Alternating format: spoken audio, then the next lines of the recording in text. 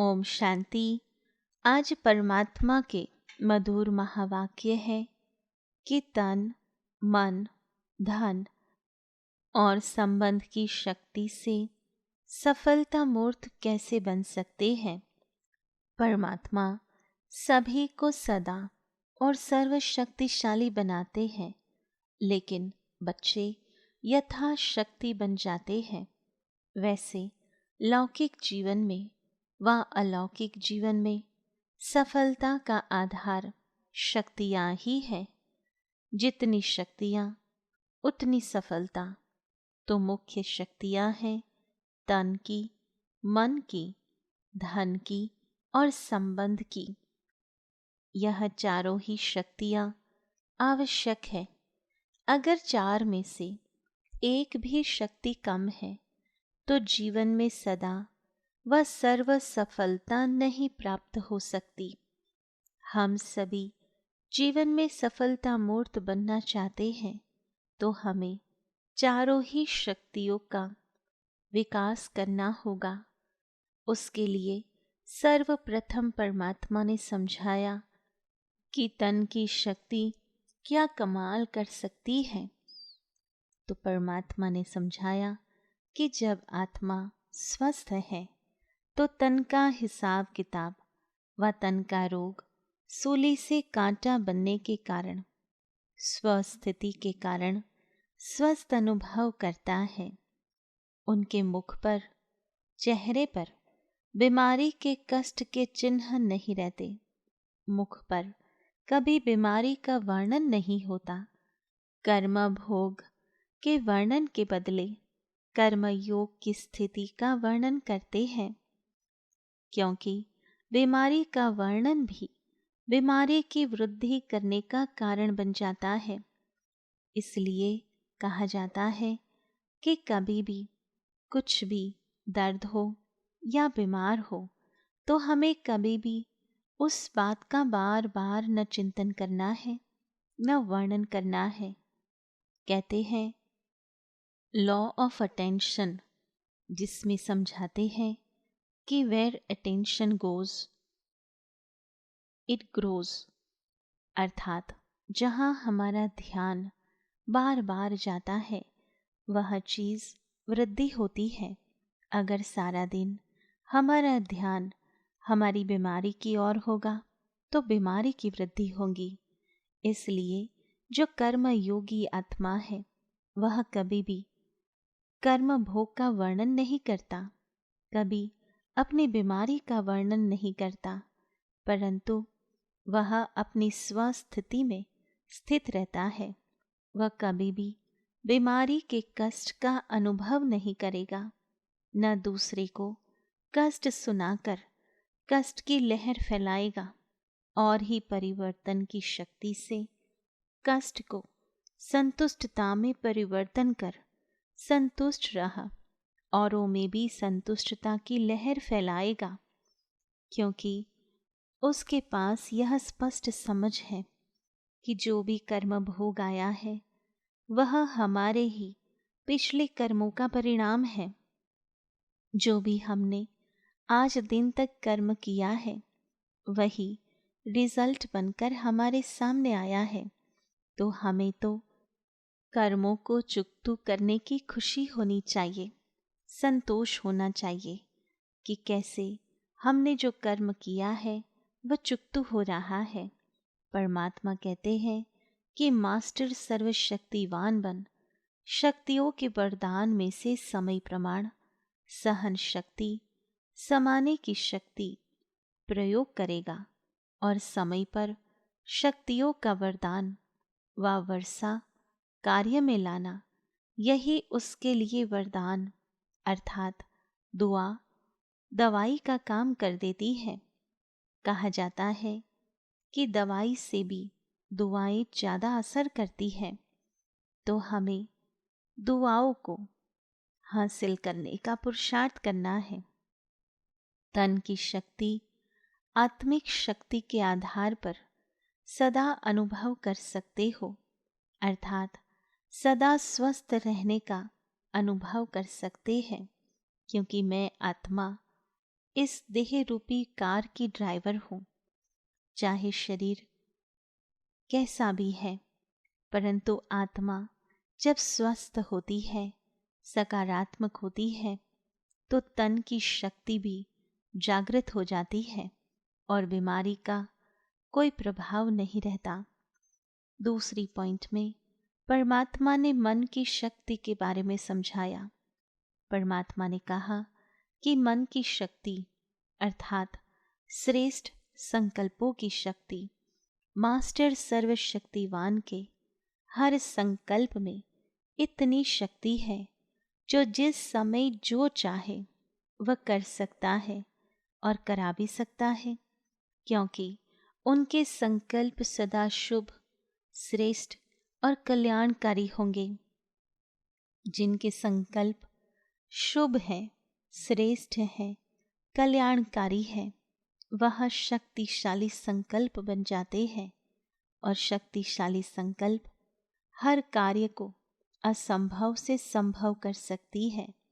तो जहाँ श्रेष्ठ कल्याण का संकल्प है, वह सिद्ध जरूर होता है और मास्टर सर्वशक्तिवान होने के कारण मन कभी मालिक को धोखा नहीं दे सकता है। मन आत्मा की फैकल्टी का नाम है, अर्थात आत्मा की विचार शक्ति का नाम है। तो आत्मा जब शक्तिशाली होती है, समर्थ होती है, तो उनके संकल्पों में सिद्धि अवश्य प्राप्त होती है। परमात्मा कहते हैं कि जो मन के मालिक होते हैं उनको कभी मन धोखा नहीं देता, दुख अनुभव नहीं करा सकता। मन एकाग्र अर्थात एक ठिकाने पर स्थित रहता है, भटकता तो नहीं। यह हमें चेक करना है। अगर मन भटकता होगा तो मन की शक्तियाँ क्षीण हो जाएगी। तो हमें यह पुरुषार्थ करना है कि हमारा मन एकाग्र हो। दूसरा ये चेक करना है कि जहाँ चाहे वहाँ मन एकाग्र हो सकता है। तीसरी बात ये चेक करनी है कि मन कभी उदास तो नहीं होता, क्योंकि वह सेवाधारी हमारा दास है, अर्थात आत्मा राजा है और मन दास है। हम जो चाहे, जैसे संकल्प करना चाहे वह कर सकते हैं। परंतु जब हमारा मन उदास हो जाता है, इसका मतलब कि आत्मा राजा अपने सिंहासन पर विराजमान नहीं है। और तीसरी प्रकार की शक्ति है धन की शक्ति, जिसको परमात्मा ने समझाया कि धन की शक्ति अर्थात ज्ञान धन की शक्ति। ज्ञान धन स्थूल धन की प्राप्ति स्वतः ही कराता है। जहाँ ज्ञान धन है वहाँ प्रकृति स्वतः ही दासी बन जाती है। यह स्थूल धन प्रकृति के साधन के लिए है। ज्ञान धन से प्रकृति के सर्व साधन स्वतः प्राप्त होते हैं। इसलिए ज्ञान धन सब धन का राजा है। हम स्थूल धन के पीछे कितना रात दिन समय लगाते हैं, शक्तियाँ लगाते हैं, परंतु उससे भी श्रेष्ठ धन है ज्ञान धन। जहाँ राजा है वहाँ सर्व पदार्थ स्वतः ही प्राप्त होते हैं, मेहनत नहीं करनी पड़ती। अगर कोई भी लौकिक पदार्थ प्राप्त करने में मेहनत करनी पड़ती है तो इसका कारण है ज्ञान धन की कमी। वास्तव में ज्ञान धन पदमा पदम पति बनाने वाला है। और चौथे प्रकार की शक्ति है संबंध की शक्ति। संबंध की शक्ति की प्राप्ति की शुभ इच्छा इसलिए होती है क्योंकि संबंध में स्नेह और सहयोग की प्राप्ति होती है। इस अलौकिक जीवन में संबंध की शक्ति डबल रूप में प्राप्त होती है। एक परमात्मा से हमारे सर्व संबंध है और दूसरा यह देवी परिवार जिससे हमारा भाई भाई का नाता है। समस्त संसार कि आत्माएं एक ही परमात्मा की संतान है, तो यह डबल संबंध हो गया, परमात्मा से भी और आपस में भी। तो संबंध द्वारा सदा निस्वार्थ स्नेह, अविनाशी स्नेह और अविनाशी सहयोग सदा ही प्राप्त होता रहता है। और 5वीं पॉइंट में परमात्मा ने वरदान दिया कि स्वयं के आराम का भी त्याग कर सेवा करने वाले सदा संतुष्ट, सदा हर्षित भव। तो परमात्मा ने समझाया कि सेवाधारी स्वयं के रात दिन के आराम को भी त्याग कर सेवा में ही आराम महसूस करते हैं। उनके संपर्क में रहने वाले व संबंध में आने वाले समीपता का ऐसे अनुभव करते हैं जैसे शीतलता व शक्ति शांति के झरने के नीचे बैठे हैं। श्रेष्ठ चरित्रवान सेवाधारी कामधेनु बन सदा काल के लिए सर्व की मनोकामनाएं पूर्ण कर देते हैं, क्योंकि सेवाधारी की स्वयं की कोई कामना नहीं होती। जब हम इच्छा मात्रम अविद्या बन जाते हैं, अर्थात इच्छाओं की भी अविद्या हो जाती है, स्वयं की कामनाएं शांत हो जाती है, तब ही हम दूसरों की कामनाओं को परिपूर्ण कर सकते हैं, दूसरों की मन की कामनाओं को भी परख सकते हैं और उन्हें संतुष्ट कर सकते हैं। ऐसे सेवाधारी को सदा हर्षित और सदा संतुष्ट रहने का वरदान स्वतः ही प्राप्त हो जाता है। और 6ठी पॉइंट में परमात्मा ने समझाया कि ज्ञान स्वरूप बनना है तो हर समय स्टडी पर अटेंशन रखो। परमात्मा और पढ़ाई से समान प्यार हो। कई बार हम कहते हैं कि परमात्मा से तो बहुत स्नेह है, परंतु जिनको परमात्मा के महावाक्यों से प्यार नहीं, वह परमात्मा से प्यार कैसे हो सकता है? जिनकी बातों से ही स्नेह नहीं, उनसे कैसा स्नेह? तो परमात्मा कहते हैं कि जो पढ़ाई से प्यार रखता है उसी का परमात्मा से प्यार सिद्ध होता है।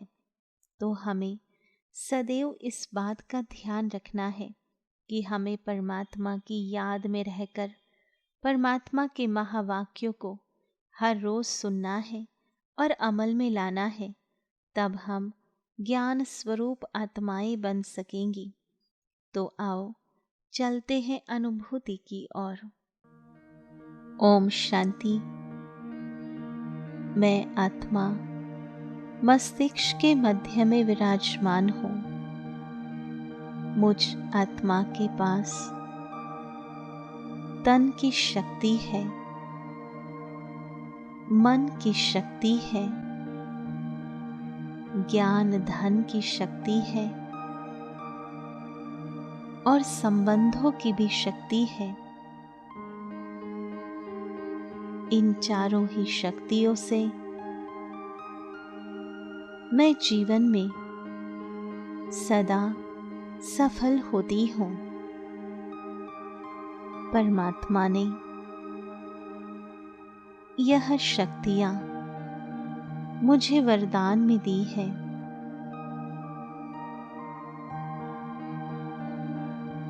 कर्म योग से कर्म भोग पर विजयी प्राप्त कर मैं तन की शक्ति को जागृत करती हूँ।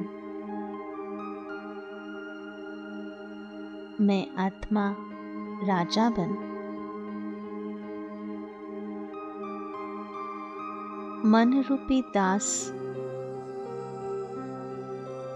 को एकाग्र करती हूँ, कभी उदास नहीं होती हूँ। ज्ञान धन जो सर्व धनों का राजा है, वह ज्ञान धन मुझे स्वयं परमात्मा से प्राप्त होता है।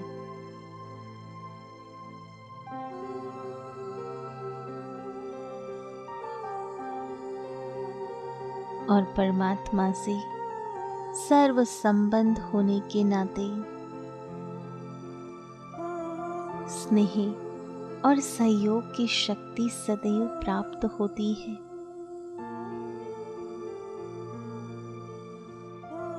आपसी आत्माओं से भी भाई भाई का शुद्ध संबंध शक्ति प्रदान करता है।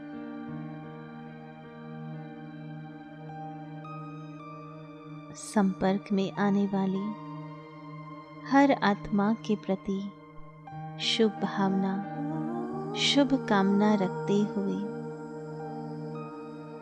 स्वयं संतुष्ट रहकर सर्व को संतुष्ट करते हुए श्रेष्ठ सेवाधारी बनती हूँ।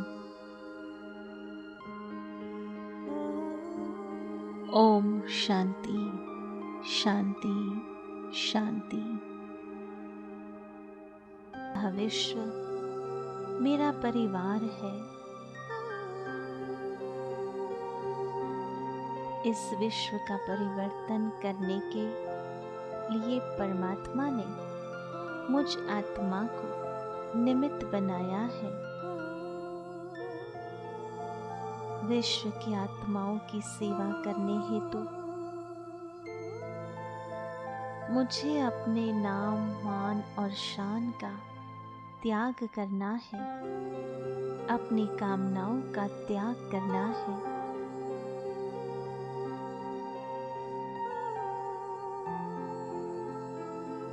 ओम शांति शांति शांति।